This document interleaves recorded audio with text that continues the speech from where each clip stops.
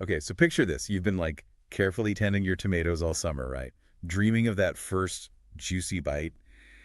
But just when they're about to ripen, bam! Disaster. The heartbreak of a gardener. Right.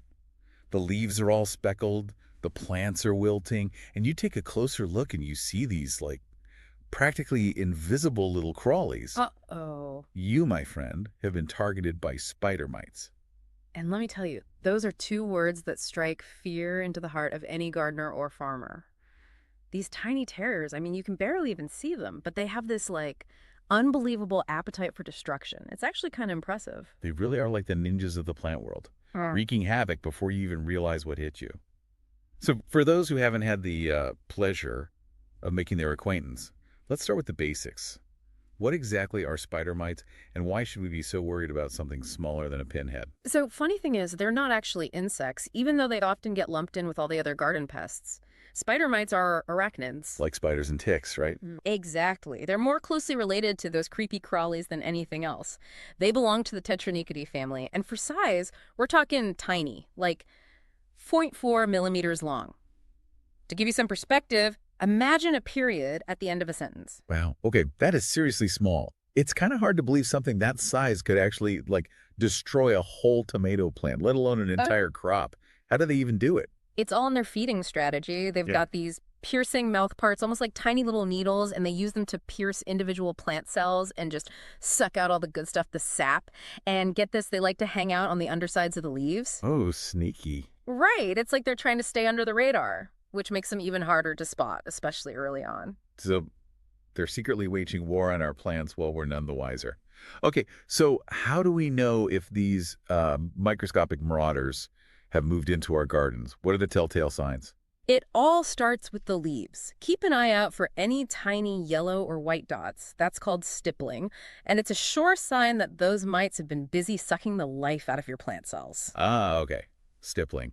I've totally seen that before and just thought, weird leaf discoloration. I had no idea. Yeah. But if you just ignore those little vampires, things can get way worse, right? Oh, absolutely. If the infestation gets out of control, those tiny dots, they turn into these huge patches, and then the leaves, they start to yellow, sometimes even bronze, and eventually PFFT. They just give up and fall off. Sounds like early detection is key here. Like, it's got to be easier to evict a few unwanted guests than to deal with a full-blown infestation. You got it. It's all about those regular plant checks, especially the undersides of those leaves. Don't be afraid to whip out a magnifying glass if you have to. You might even be able to see them, as these teeny tiny moving dots. But trust me, you'll want to catch them before their population explodes. Population explosion, huh? I'm a little afraid to ask, but just how quickly are we talking here? Oh, the circle of life. It can be a beautiful thing. But in the case of the spider mite, it's also very, very fast. The life cycle from egg to adult can be as short as a week. Wait, a week? You're kidding. In the time it takes me to decide if I need to go to the grocery store, a whole new generation of spider mites could be born. You got it. And each female, she doesn't just lay a couple of eggs. We're talking hundreds. Hundreds. Okay, you're seriously freaking me out now. I'm picturing that scene in Moana with the coconuts, multiplying out of control, but instead of cute singing coconuts, it's hundreds of plant-sucking spider mites. Mhm. And I'm assuming they don't just stay put on one plant either, right? Yeah. How do they spread so quickly? Okay, so they can crawl, especially if the leaves are touching, but their real superpower, their secret weapon, is the wind. Wait, hold up. You're telling me these practically invisible creatures can fly? Not quite flying, but they've got this amazing dispersal technique called ballooning. They release these super fine silk threads, almost invisible, and those act like little parachutes. A gust of wind comes along, and whoosh, they're off to new adventures. Okay, so they're like miniature eight-legged hang gliders, off on a mission to conquer the world, or at least our gardens. Okay, I have to admit, it's kind of impressive in a terrifying way. But let's get serious here for a minute. We've established that spider mites are tiny, but they're mighty. What kind of real-world impact are we talking about? I mean, beyond my tomato plants, of course. Oh, the impact is huge, both economically and in terms of food security. Globally, these little guys cost us billions, with a B of dollars every year, in crop losses and control measures. Whoa, billions. I had no idea it was that serious. Oh yeah, it's a big deal. That's like every single person on Earth paying an extra dollar for their fruits and veggies just because of these tiny mites. And it's not just our backyard gardens that are at risk. We're talking about major crops here. Fruits, vegetables, everything. So they're coming for everyone's summer snacks.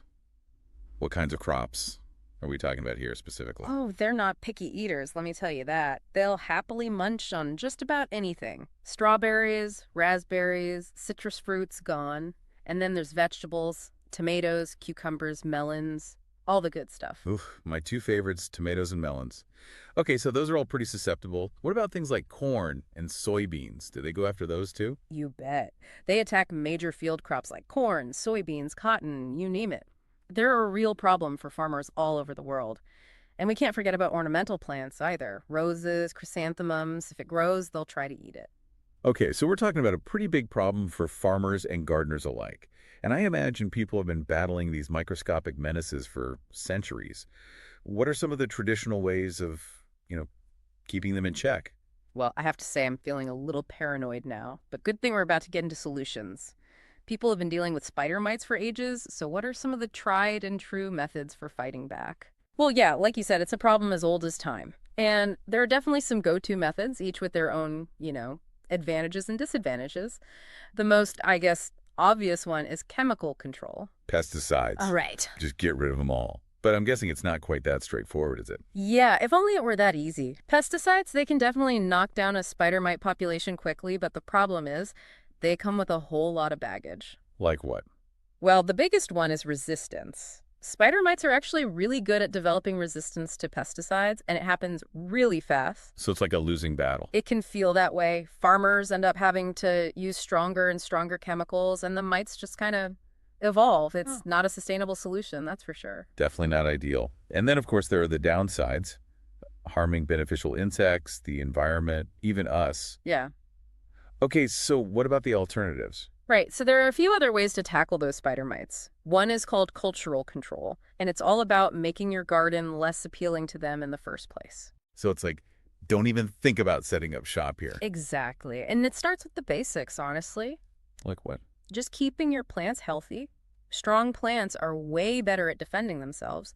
And with spider mites specifically, watering is huge. They love it when it's hot and dry. So a thirsty plant is an open invitation. Pretty much, so keep those babies hydrated. Okay, noted.